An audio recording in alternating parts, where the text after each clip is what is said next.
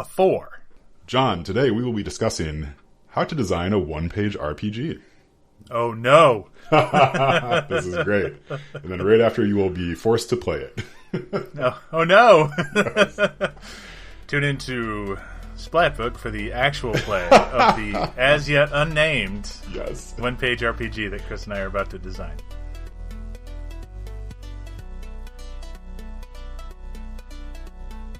Hello and welcome to Roll for Topic, a roundtable discussion about topics related to running role-playing games. I'm Chris Salzman. And I'm Andy Rao. No, you are not. I'm not Andy Rao. I'm John Corey. Hi, everybody. Yes, this week we're joined by John. Andy is out with COVID. He will hopefully be back for the next episode, but after some scheduling mishaps, we just decided, let's just call in the big guns. We'll call in fan favorite John Corey. He'll come in and save us.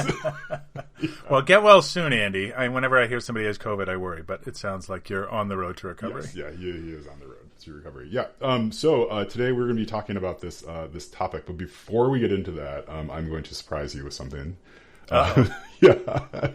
So I want to know. So John, you have. Let's say you've acquired a couple of RPG books this year. Uh-huh.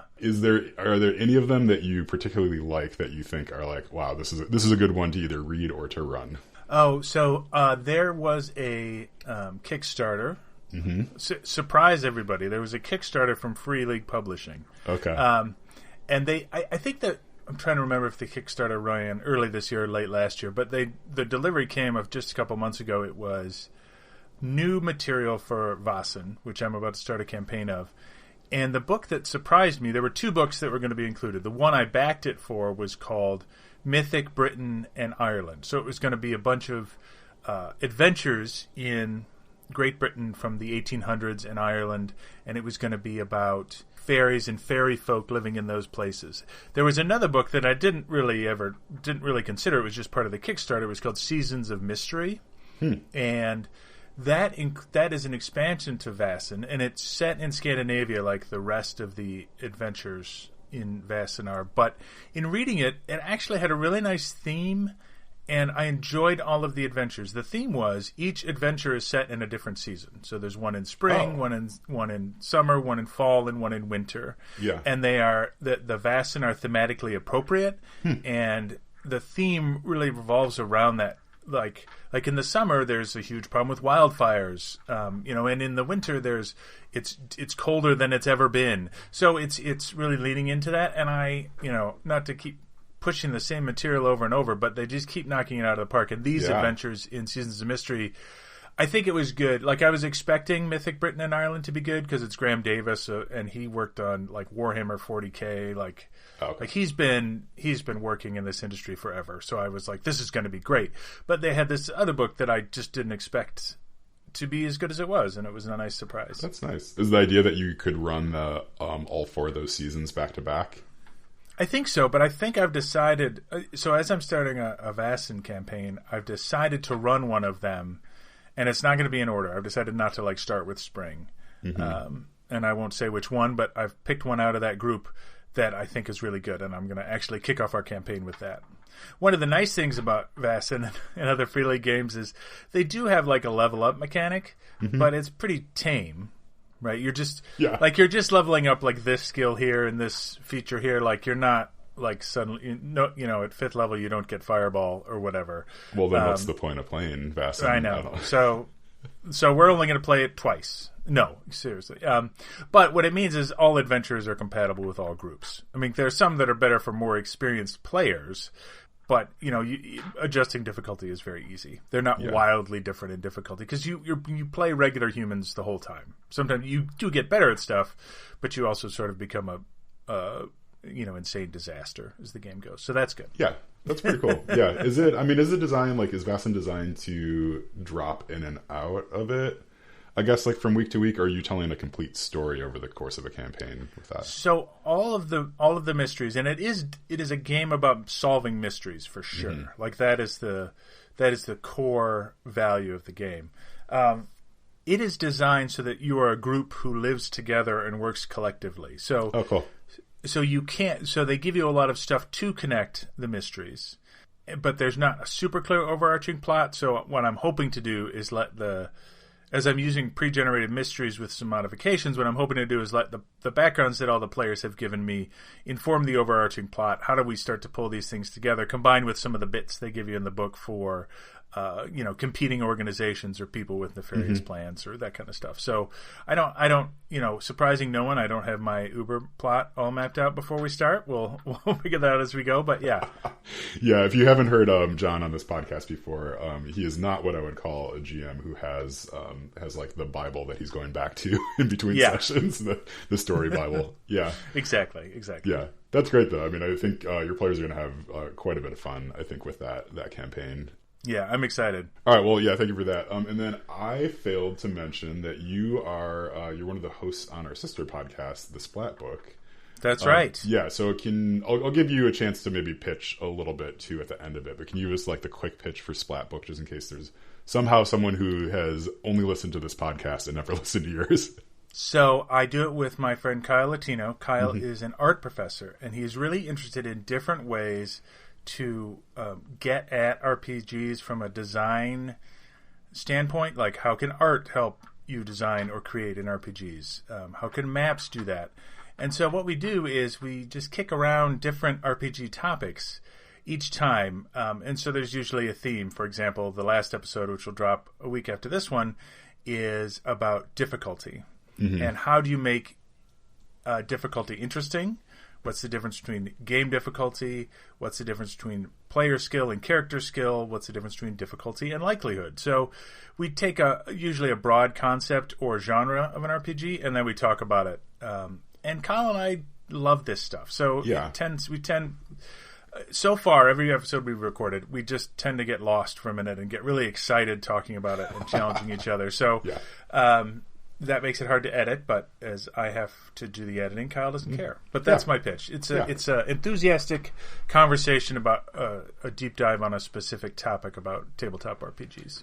Yeah, this is really good. This is something that I have been thinking about and trying to figure out a way to articulate, which I think will actually get us into our topic at hand a little bit too.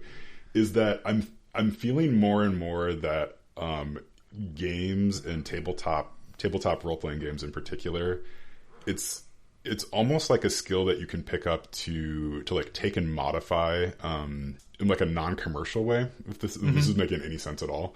Right. So like the idea is that you have all these bits and pieces that you're picking up, and like you are probably grabbing stuff from other streams, like reading a source book or like a cool idea that someone mentions. And that there is this concept that I think we're going towards, where like inventing these games on the fly is something that could happen more often. Like, interesting. More often at the table. Like, and that's a very cool part of the hobby to me too. Right. Like, I think there's always been that element of like, take D&D, make it your own, throw away half the rules, that sort of stuff. But I think we might be getting to a point where there's almost like an improvisational way to even put together game mechanics themselves.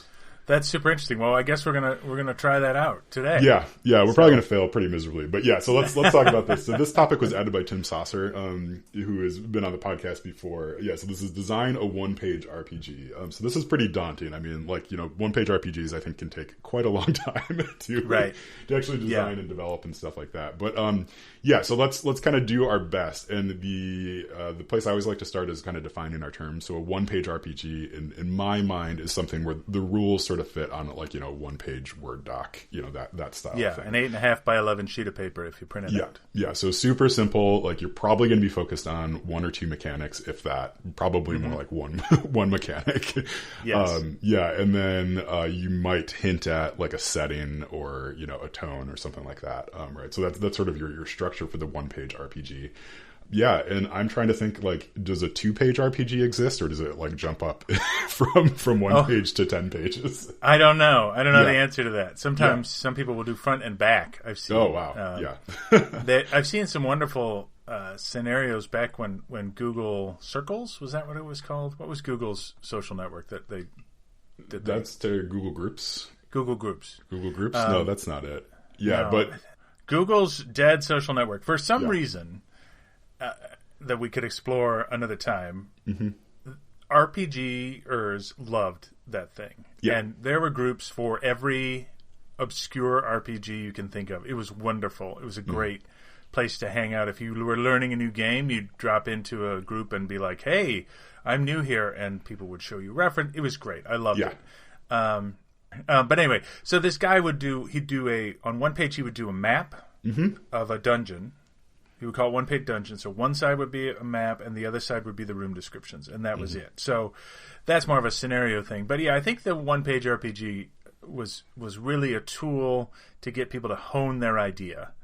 What is your core concept and idea? I actually wrote the other version is the 200-word RPG because one printed page is roughly 250 words. I actually wrote one for a contest and did not win or was even considered. But so I did go through this process once, and maybe I could describe that process to you, and we could use that as sort of a base to come up with our own. Yeah, I mean, you could. Yeah, if you, is there anything that like really stuck out to you from that process? Maybe like because I think we should just start designing and sort of see where it goes. But yeah, absolutely. So I think the big thing that stuck out is you have to have a theme. It can't just be a genre. I want to emulate a genre. It has to be a very specific part of that genre that you are emulating. So, for example. Lasers and Feelings, right? Is really very specifically about problem solving in collective futuristic sci-fi games, right? So how do people in Star Trek solve problems? They either do it using technology or their intellect, lasers, or they do it through connecting with people or figuring out the actual emotional needs of the creature or situation in question, feelings, right? So Lasers and Feelings gets down to the theme is Star Trek essentially, and then what is it about Star Trek that is gameable, and it's problem solving, and then how do they solve problems? Well, they do it one of two ways, right? So it is making you be very specific about the theme, the setting. Because you have hacked Lasers and Feelings, I know, and you can use it for different things, but you have to make your own rules about it. Yes, yeah, you do. Yeah. What I like about those and like the hack, I think that you actually played in too. This was like a Halloween game. Is like it really drives the sorts of actions the players end up taking. Then too, right? Like you're giving them like, and I think that we should focus on this with the thing that we're going to design is like give someone a limited tool set. Right, yes. Like so you're almost saying like, here's your hammer, go find a bunch of nails. Right? Exactly, right. Yeah. So there's three ways to solve a problem, right? One is that you use what you're good at. So Mr. Spock uses lasers because that's what he's good at. Captain Kirk uses feelings because that's what he's good at. McCoy is between them, but what can also be interesting is when a lasers person uses their feelings. So when Spock is in a place where his emotions erupt and he can't control them, then he's using his feelings. But still, those are the only tools they have at their disposal. Yeah, I like that. Let's see. So maybe for our sake, let's try to find what that genre and that theme is going to be a little bit. And I think that can maybe let's help just spitball some stuff. Just things that leap out as genres that haven't been done a bazillion times. Escaping a prison or a jail. You could do mystery solving, but it'd have to be very specific kind of mystery solving. Yeah. You could do like private detectives trying to get confessions out of people. Yeah. I like your first idea there, like kind of escaping from a dungeon or a prison. Yeah, let's do that. Yeah, so to me, the first thing that jumps out with that is like, so a lot of one-page RPGs, I think, will have like, let's call it a light character creation section. Right. But I really like these styles of questions, especially like, so you and I played in a Brindlewood Bay game recently. Which is so good. Which is why I didn't bring up, which is why I steered away from solving mysteries. Yeah, right. We just played in the perfect game to do that. So, but like, so one thing I liked about the character creation is you're essentially just asking you answer a number of questions about the character that you're making. In there, so it's not like you're picking stats, although there's like one stat that you do pick later on. Yeah, but yeah. So I'm thinking like for this, right? So if we did the character creation, I think could be a couple things. It could just be like a defining feature of yourself, and we can maybe come up with a better way to do that, and like what you're in for and why you want to escape. Yes. Right. Yeah. Yeah. Like, so that's your character. So why you want to escape? I would even call it what you have to live for. Right. Ooh. Okay. Yeah. Yeah. Do we want to ask if? It made me laugh when I thought of it. Do we want to say? They say no one's guilty in prison, right? Is one of the questions: are you innocent or guilty? Or did you do it? Did you do what you're in for? Yeah. What are you in for, and did you do it? Yeah. I think it's pretty good. So I mean, I think so if we're gonna do this, I think the name of this thing is going to be something like prison escape or dungeon escape, right? Like the idea is that you are for sure doing this, right? And then all the action is going to flow from that initial decision. I like prison escape or escape from prison. And I think we want to say prison instead of jail because jail sort of has a low stakes feel to it, and I think we're shooting for something a little. Who escapes jail? You're just there for 90 days. Like prison has a suggestion that you're there for a long time. So yeah. Something that I'm thinking about, and I don't know how to pull this off really, is I wonder if there'd be a way to have half of the sheet, half of the one page, have something written on it, and then have like cut lines on it as well. So you almost you cut up part of the one page and shuffle those things in order to like create like maybe the sequence of actions that have to happen or that you have to interact with. So like I'm almost thinking like a Mad Lib, right? Like a Mad Lib or can happen. Yeah, or like dungeon tiles or something like that. Like maybe you have like a very simple like dungeon tile setup that's just at the bottom of the page that you cut up. a set of obstacles, right? Even if they're not literal. You know, you have to dig through a wall or sneak past a guard, or what are the obstacles you typically run into? So I like what you said, because one easy way to do that would be a table, right? Here's a D6 table. When you fail an action, here's a complication, right? I try to sneak past the guard, I fail. The complication is I don't get caught, but the guy behind me does, for example. But instead of doing that as a table, we could do them as little cards or chits that randomly get drawn. Yeah, I like that.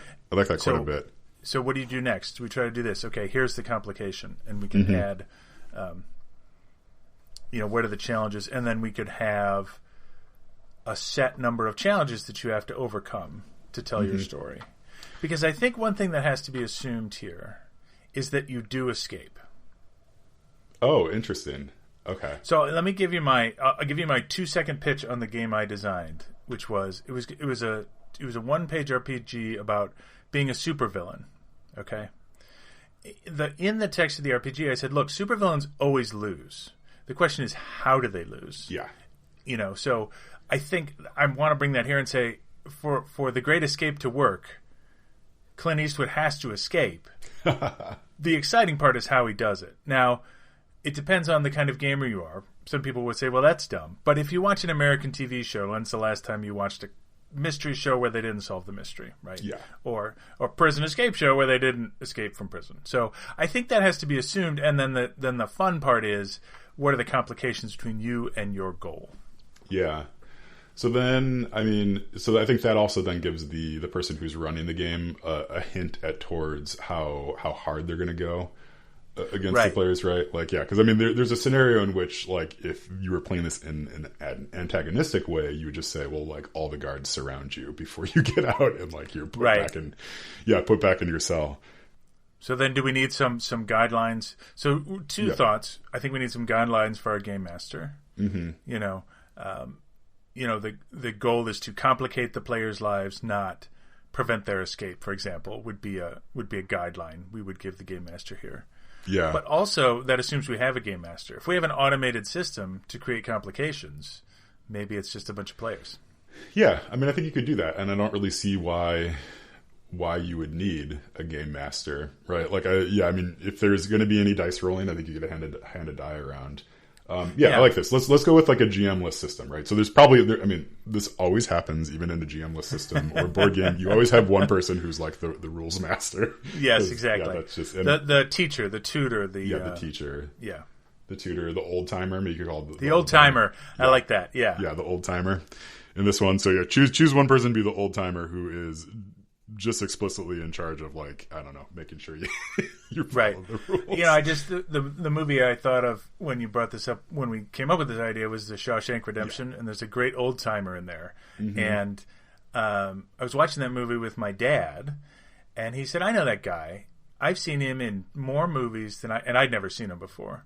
He's like, he's been in so many movies. I'm like, who? He's like, well, he just played the sergeant in like every war movie I ever saw. It was just a great moment where the old timer literally was an old timer. Yes, yeah, he's been around the block exactly, many times. Exactly. Okay, so I like this idea, right? So you kind of define your character.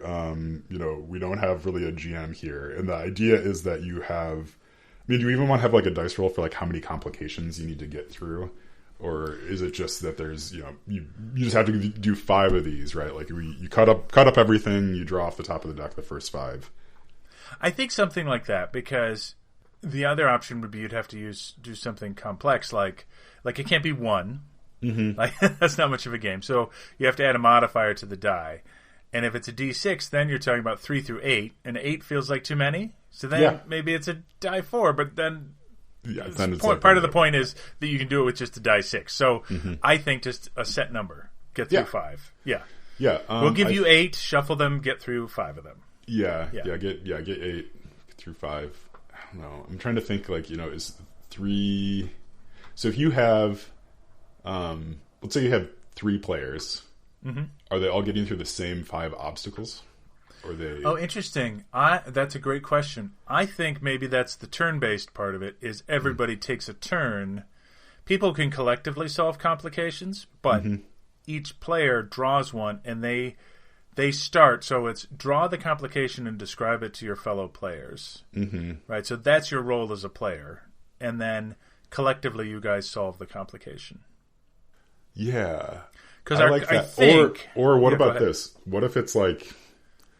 What if it's the first 2 are separate, and then the next 2 are together, and then the last one is separate, or something like that, right? So you have this almost like, right? So you each, or maybe it's like the first one is separate, so that's like you're getting to the meetup spot.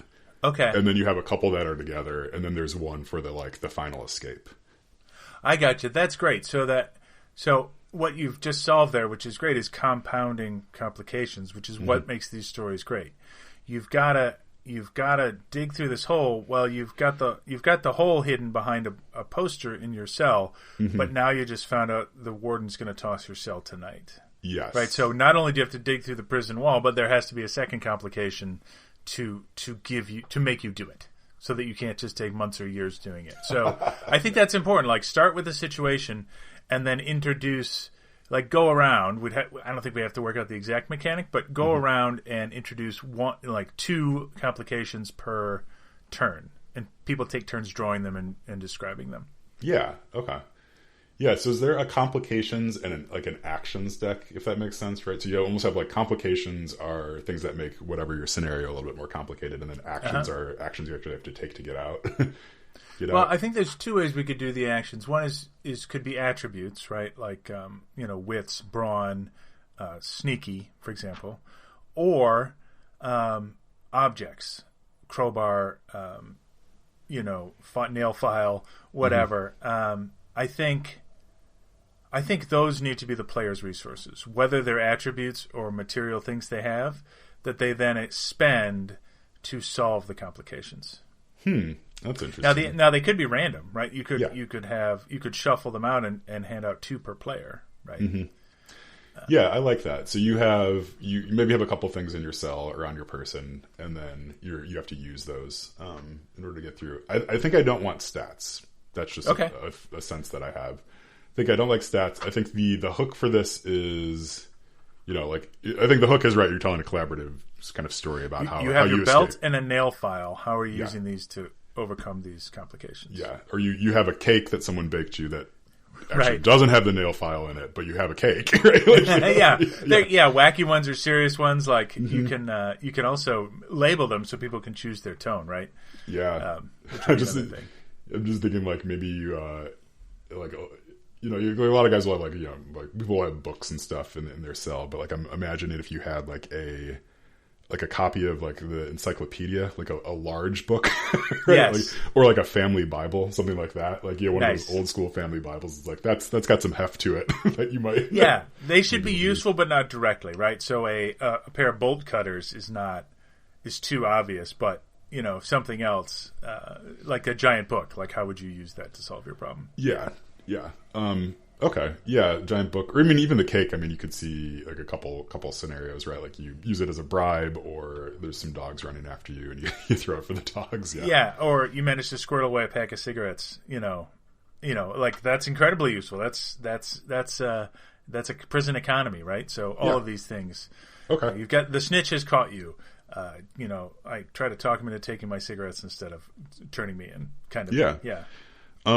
Okay, so I think then, right, so I think we have, like, again, like, so you're going to kind of cut up this piece of paper a little bit. So there's going to be a list of 20 items or something that everybody gets to draw two from this. Yeah, and if we don't want to do, like, the cutting up thing, I mean, maybe you just, like, associate them with playing cards or something like that, right? Like, there's some mechanism for, like, how you get this. But, I mean, I think there's something fun about cutting.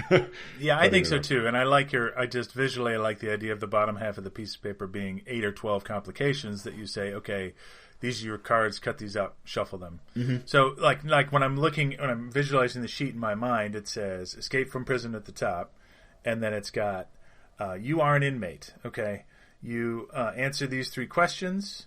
Here's a list of 20 items you can have. Pick 2. Nobody should have the same item. Mm-hmm. And here are the complications below. And that is a cutout sheet that you then shuffle, and those are the cards you play with. Yeah, I think that's good. Yeah. So I would say, I think I want the things you pick to be random. I think that's more fun. So there's like kind of one, you just, like you pick those at random. And I think then the complications that are sort of like the big part of it. I guess, like, let's go back. Do you like the idea of it being sort of like individual complication, group complication, individual complication? Does that make sense to you? It does make sense. Okay. We'd have to, that would be a tough one to write, and we'd have to write a mechanic for it that's based on the number of players. So for example, it should be number of players minus 1, or something like that. Otherwise, maybe it's just so we either have to be very specific. I think maybe you're just traveling in a group. You're traveling in a group, and then it's sort of up to the group to tell the story about how you get around it. Maybe the one sentence in there is like, make sure that everybody contributes in some way. Though right? I do like the idea of multiple complications. That's a mechanic we'd have to work into it just to be clear. Mm-hmm. Yeah. Or maybe at the end of the card it says and then.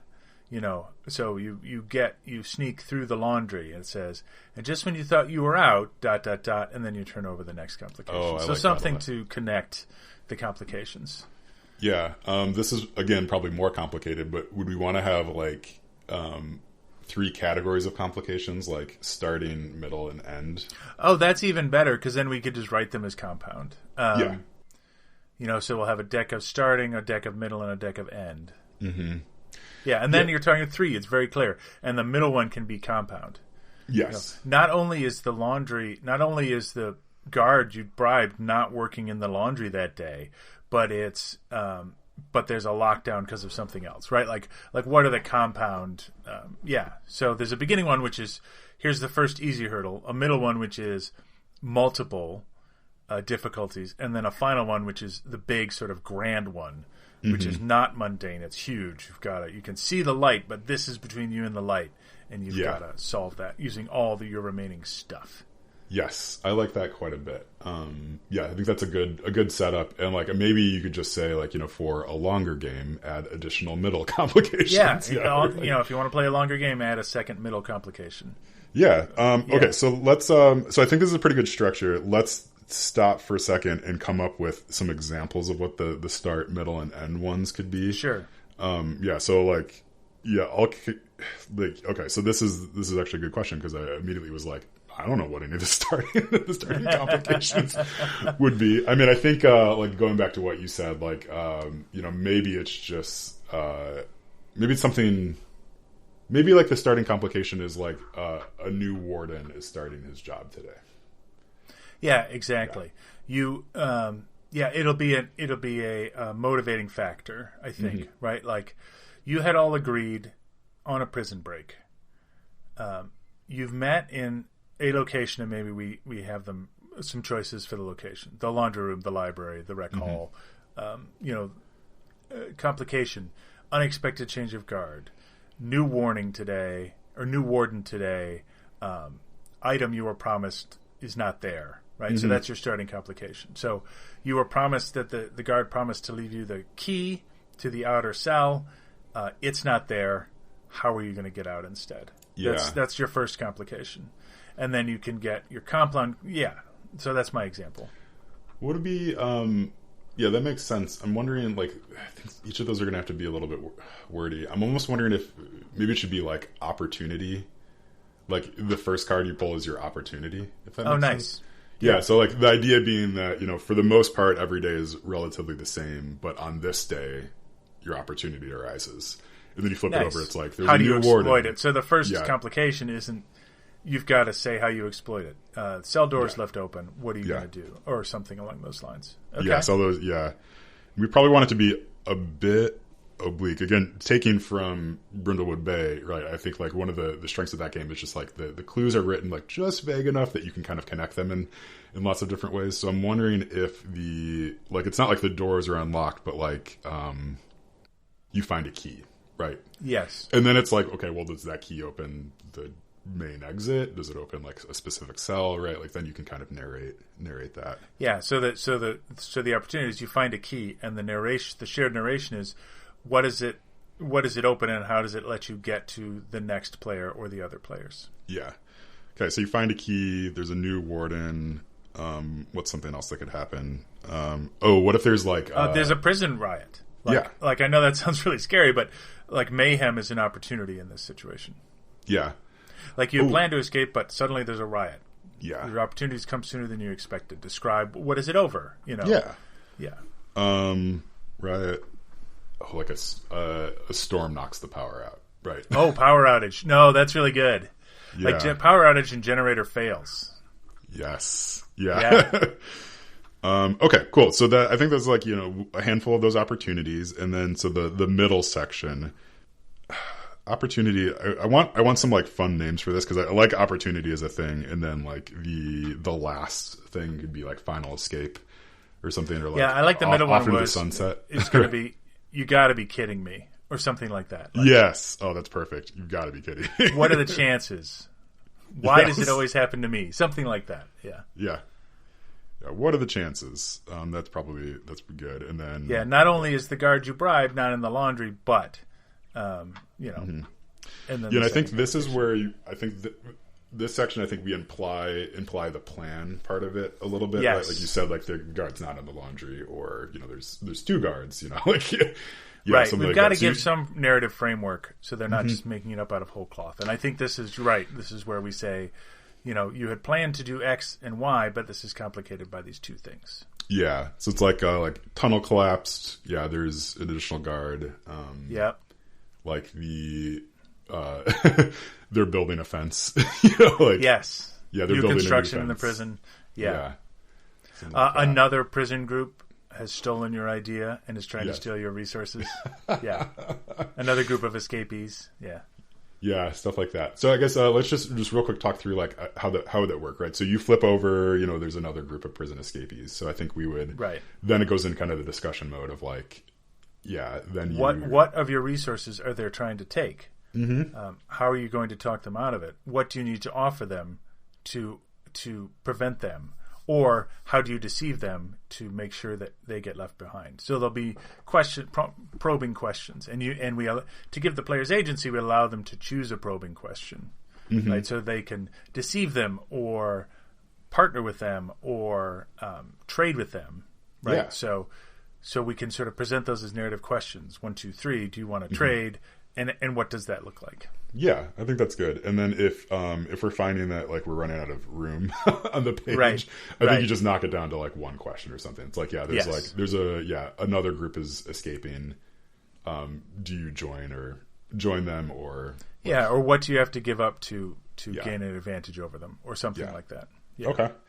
And then the last one, like the off into the sunset, like the final escape thing, right? Like, so I mean my mind immediately goes towards like swan dive into the lake, like something like that, swan dive into the lake, or the hatch opens, or some sort of event like that. So you're kind of narrating like, how did you get to that point, and then out from there. Yeah, but I think there has to be the one final complication. This is the big boss of it. You know, you've so in our middle scenario, you were digging a tunnel to the sewer manhole, and you get there, but just as you arrive at the manhole and you can see the light filtering in from the holes in the manhole cover above, you hear a voice, and it's your nemesis, the guard. Yeah. Right? You know. Ooh, I like that. Yeah. Yeah. So state the wonderful thing that's going to happen. You've dug out the sidewall. All you have to do is dive 15 feet into water. The lake's dried up. The lake's dried up. Yeah. Exactly. Right. Yeah. So your plan. So these should tie. Well, the problem with that is that these would have to tie in with the middle one. So we'd have to figure that out. So maybe the middle one just needs to stay vague. Right. Yeah, I think the middle one, and I think the end has to be somewhat vague too, right? So it can't be. You can't reference so. I think I like the idea of, and there's one final guard you have to get past. Yeah. Right, but like not like the guard from your previous. What are the chances? Is exactly. There, right? Yeah, so I think there's one final guard, or like you are like foot race with a guard or something like that. Is like and going back to sort of your Mad Lib idea, what if one of the first questions is, who is your nemesis within the prison? The warden, a specific guard, another inmate, and then in the end, it can be you're faced with one of your nemesises or all of them. Fill in the blank. They're between you and your goal. How do you deal with that? Yeah. I like that. Okay. I mean, I think that's pretty good. We should probably wrap it up there. We've been going for almost 40 minutes or so. But so I like this, so prison escape, so you start with your character generation, you're just answering a couple questions about it. And then from there you're randomly selecting some items from a list. Again, you're either cutting these out or using playing cards or something to pick them. And then you're picking your opportunity for escape. And then one or more, what are the chances? And then a final off into the sunset. Perfect. Complication. And I think that's really fun. I think that would be a nice 20, 30-minute game you could throw down to play with a group. Yeah, I love that. That's awesome. Yeah. Okay, cool. Well, thank you, John, for going on this exploration with me. Yeah, this was super fun. Thanks for having me. And get well soon, Andy. Yeah. Yeah, for sure. Let's see. Yeah, so I guess I should do some of the wrap-up stuff. So Roll for Topic is part of the Roll for It Media podcasting network. Our sister show is The Splatbook with John Corey and Kyle Latino. John Corey, of course, is the person you've been listening to who had all the good ideas through this episode. But we thank you so much for listening. Yeah, and hopefully Andy will be back in the hot seat come next episode. But again, John, thank you so much for coming on. Really appreciate it. Well, thanks for having me, and anytime I love co-hosting with you. So let me know. Yeah, for sure. Yep. All right. Well, I've been Chris Salzman, and remember, if your player's having fun, you're a great GM.